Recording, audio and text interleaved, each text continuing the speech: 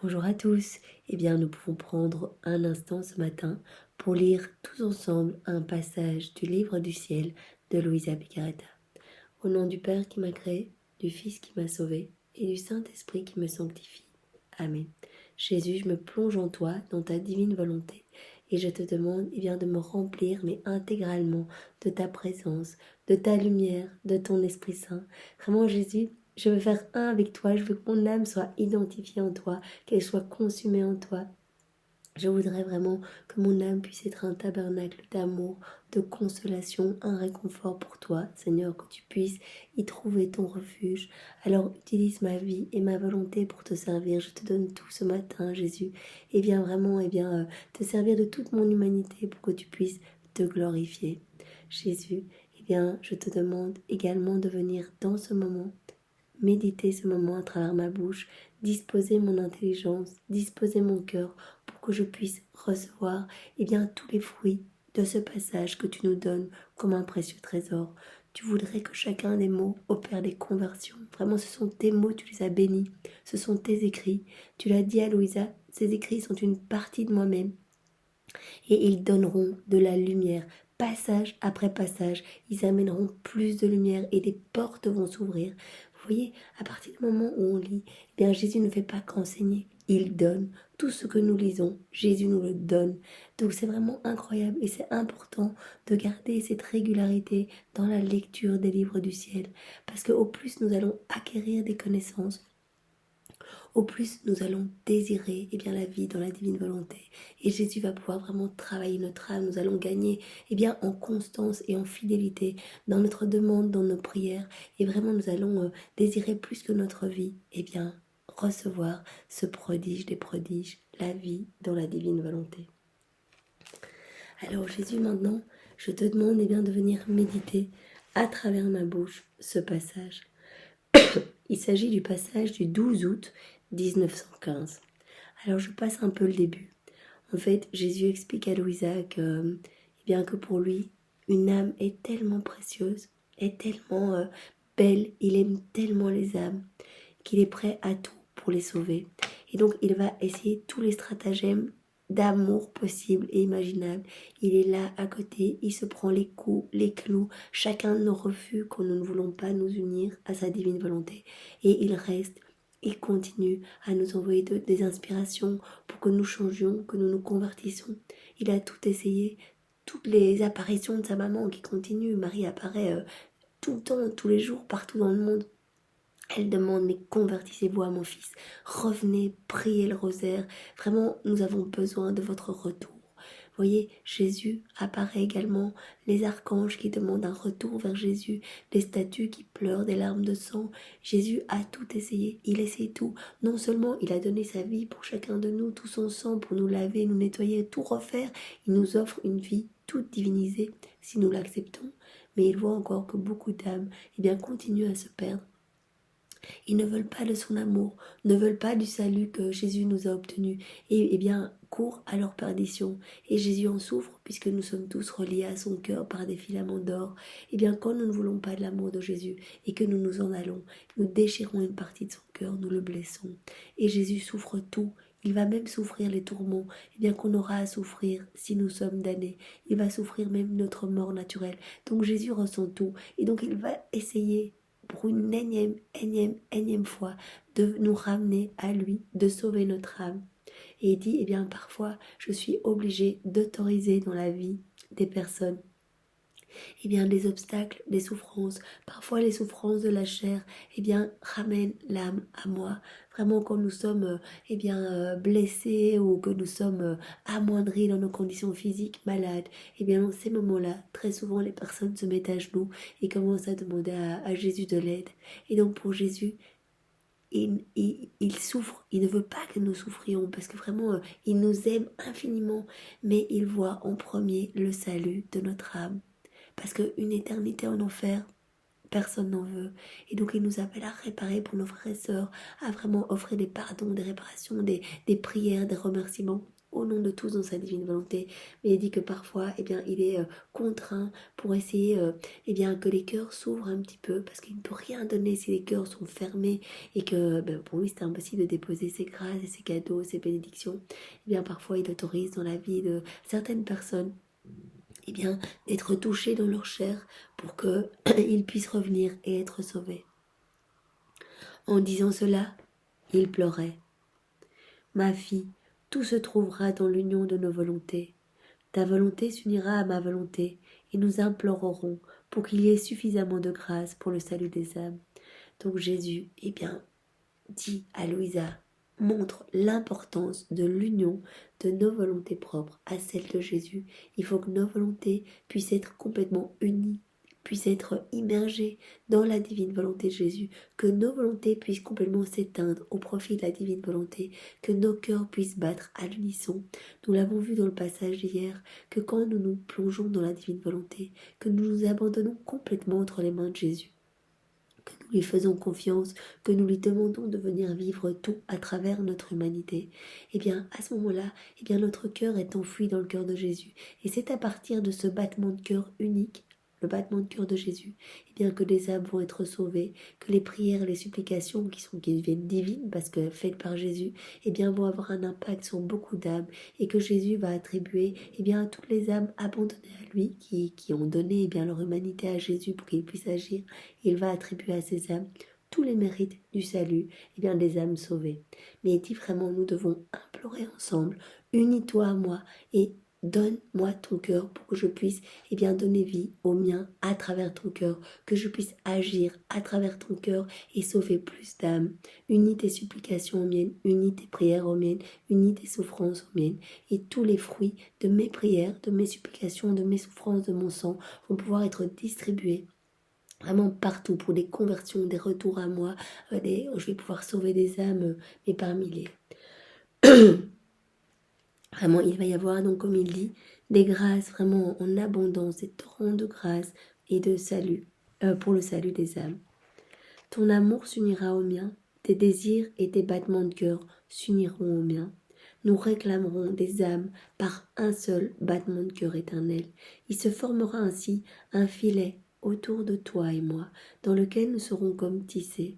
Donc Jésus vraiment parle de cette union. Vraiment, quand on s'abandonne dans sa divine volonté, on est consumé en lui. Il vient vivre en nous complètement, il vient s'installer dans notre âme, il dépouille tout ce qu'il y a de laid.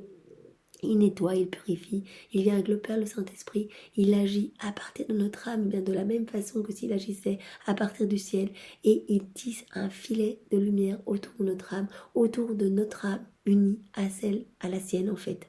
Donc vraiment, il dit, autour de moi et de toi, il y aura ce filet de lumière. Ce filet servira de rempart qui nous protégera de tout danger. Donc vraiment, quand il entend par danger, eh bien, ce sont vraiment toutes les attaques, les embûches des démons.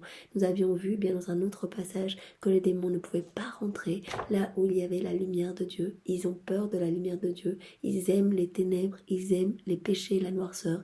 Et donc ils ne peuvent pas rentrer. Ils sont obligés de se tenir loin.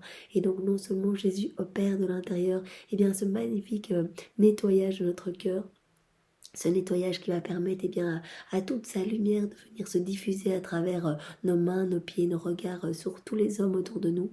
Il va y avoir beaucoup d'âmes sauvées par tous les actes faits dans la divine volonté qui amènent de la lumière ici-bas sur la terre, dans tous les actes de ténèbres autour de nous. Mais en plus, les obstacles, les embûches, les dangers sont vraiment écartés de nos vies. Alors peut-être que le malin va essayer coûte que coûte via des personnes de notre entourage, essayer de nous faire perdre la paix, essayer de nous faire perdre confiance, essayer de nous instaurer le doute via d'autres personnes, parce qu'il ne peut pas venir directement à l'intérieur de nos pensées. Il n'a pas accès. Si Jésus y est, il ne peut pas y être. Et donc ça, c'est déjà chouette de se dire, on est plus fort, quoi. On est avec Jésus, et c'est toute la divinité de Jésus qui rayonne à travers nous. Et le malin n'a aucune emprise sur nous. Vraiment, il se sent mal même quand il rentre en contact de personnes qui vivent dans la divine volonté parce qu'il voit à travers ses âmes le paradis que lui-même a perdu, qu'il a négligé en voulant mettre bien la volonté propre, l'orgueil à la première place, en voulant se mesurer à Dieu. Donc il voit tout ce paradis, cette lumière, ces merveilles qui rejaillissent du cœur comme de précieux trésors. Vraiment, Jésus le décrit comme ça. Vraiment, c'est une lumière éblouissante pour le monde, un nouveau soleil qui se crée à chacun des actes. Et donc les démons sont fous furieux et donc essaieront coûte que coûte, ils vont guetter, ils vont attendre que la personne eh bien, sorte de la divine volonté et vraiment voilà un petit écart pour venir directement eh bien l'assaillir de doutes, peut-être la décourager, vraiment lui mettre en tête que ce qu'elle fait, ça ne sert à rien, que c'est une trop mauvaise personne, qu'elle se prend pour qui de demander à Jésus de venir vivre en elle alors elle est criblée de péché. Mais gardons toujours en tête la miséricorde de Jésus, vraiment. Il est là, il nous pardonne, il veut travailler avec nous, il veut que nous soyons les chefs-d'œuvre de la création, vraiment ce pourquoi nous avons été créés, que nous revenions à cette place, que nous ayons eh bien, cette lumière, cette divinité en nous, que nous agissions par la propre divinité de Jésus, que lui-même agisse en nous. Il nous demande vraiment d'être ces âmes pleines d'amour pour lui, ces âmes réparatrices. Alors vraiment, à chaque péché, plutôt que nous décourager, quand nous allons chuter, quand nous allons nous écarter, Jésus, donne-moi la grâce de toujours rester dans ta divine volonté, de pouvoir toujours faire ta volonté à toi, Jésus, pas la mienne. Viens vraiment nettoyer de plus en plus mon âme pour qu'elle devienne vraiment lumière et que je ne puisse plus m'écarter du chemin que tu me destines, Jésus. Et merci, merci, je sais que tu opères ce nettoyage dans mon cœur. Merci, directement encore, merci. Eh bien, on rappelle Jésus parce qu'on a foi en sa miséricorde. Pardon, merci. Vraiment, dès qu'on chute, on revient, on remercie. Et on ne se laisse pas assaillir par les démons qui vont essayer coûte que coûte, voilà, de nous perdre. Non, ils n'ont aucune emprise sur nous. On l'a avec Jésus. Et si Jésus est avec nous, eh bien, qui sera contre nous? Vraiment. On a vraiment le roi du monde, le créateur qui vient s'établir dans nos cœurs. Il est là, il est puissant. Jésus est là en nous. Et voilà, il distribue sa sagesse, son amour, ses bénédictions, ses grâces, sa puissance à travers nos mains pour toutes les personnes de notre entourage. Mais ça va beaucoup plus loin puisque tout ce qui est fait, toutes les prières sont faites par Jésus lui-même. Et donc ces prières deviennent vraiment éternelles, infinies, divines, puisqu'elles sont faites par Jésus. Et donc elles vont toucher mais toutes les générations de tous les temps, tous les hommes, du premier au dernier. Donc c'est incroyable. Continuons, persistons dans la divine volonté. Acte après acte, notre âme se nettoie, la lumière s'engouffre encore plus et vraiment notre vie se transforme en profondeur. Acte après acte après acte. Donc vraiment essayons d'en faire tous les jours un peu plus au réveil, tout au long de la matinée. Si on a oublié, on refait sa matinée dans la divine volonté, tous les repas, tous les trajets en voiture, chacune des prières, parce que chaque acte eh bien, a une portée incroyable et comprend toute la divinité de Jésus.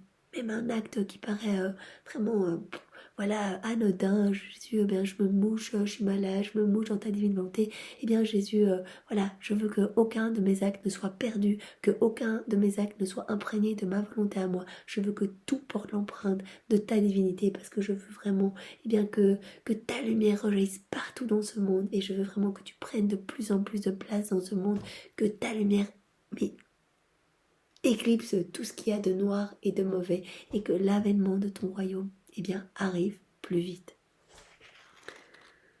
Donc Jésus parle de ce filet de lumière vraiment qui est tissé autour de l'âme qui s'abandonne, vraiment une union entre un filet entre Jésus et l'âme. C'est génial quoi. Ce filet donc servira de rempart qui nous protégera de tout danger, comme il m'est doux d'entendre à l'intérieur de mon battement de cœur, le battement de cœur d'une créature qui dit avec le mien, âme, âme. Donc Jésus eh bien, trouve ses délices quand on s'abandonne et qu'en fait on a la même volonté que lui, on s'abandonne à sa divine volonté et on veut ce que lui il veut, c'est-à-dire sauver les âmes. On veut le glorifier, on veut réparer au nom de tous, on veut refaire les actes mauvais pour qu'un maximum d'âmes soient sauvées.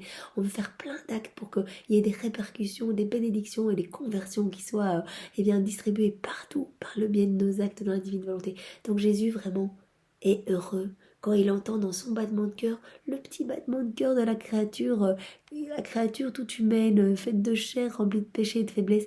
Eh bien, il est fou de joie parce qu'il dit, eh bien, elle est unie dans ma volonté. et elle veut la même chose que moi. Vraiment, elle s'abandonne dans ma volonté. Et cette âme, eh bien, dit en même temps que moi, âme, âme. Je me sens à ce moment-là, Jésus dit à Louisa, je me sens comme lié. Il est comme lié. Il reprend ce terme vraiment, il est lié par ce filet de lumière à l'âme. Il ne peut pas se séparer de cette âme, il ne peut pas partir. C'est pour ça que très souvent, il disait à Louisa, qui souffrait, eh bien, de l'absence de son Jésus, même si il vivait complètement en elle, eh bien, quand elle ne le voyait pas physiquement, elle en souffrait. Et Jésus, eh bien, lui a dit, mais de nombreuses reprises, mais Louisa, si tu es dans ma volonté, je ne peux pas me séparer de toi. Me séparer de toi reviendra à me séparer de moi-même, ce qui est impossible, puisque tu es profondément identifié à moi, tu es uni à moi, ton âme est vraiment imbriquée dans mon cœur. Donc c'est incroyable. Donc Jésus est profondément lié aux âmes qui s'abandonnent dans la divine volonté. Et il continue en disant, je suis comme conquis, je capitule. Vous imaginez Dieu qui nous dit ça à chacun. Il est tellement brûlant d'amour, fou de joie, et bien de pouvoir unir son cœur au cœur d'une créature, et bien qu'il voilà, il se sent comme lié, conquis, il capitule. Vraiment, il est fou d'amour et il va brûler d'amour dans notre âme, vraiment pour brûler toutes nos noirceurs, tout ce qu'il y a de laid. Et vraiment, c'est magnifique. Il va rester vraiment vivre alors dans notre âme. Eh bien Jésus, merci. Nous te demandons vraiment une fois de plus, eh bien la grâce de la constance, la grâce de la prière, la grâce de l'humilité, parce que vraiment c'est la voie royale pour pouvoir vivre dans ta divine volonté, c'est devenir tout petit, éteindre vraiment notre volonté propre pour que ta volonté puisse grandir en nous, que tu puisses toi-même prendre de plus en plus de place, Jésus. Que notre vie puisse vraiment eh bien, te servir et te glorifier. Au nom du Père et du Fils et du Saint-Esprit. Amen. Bien, soyez tous bénis et passez une belle journée. Au revoir.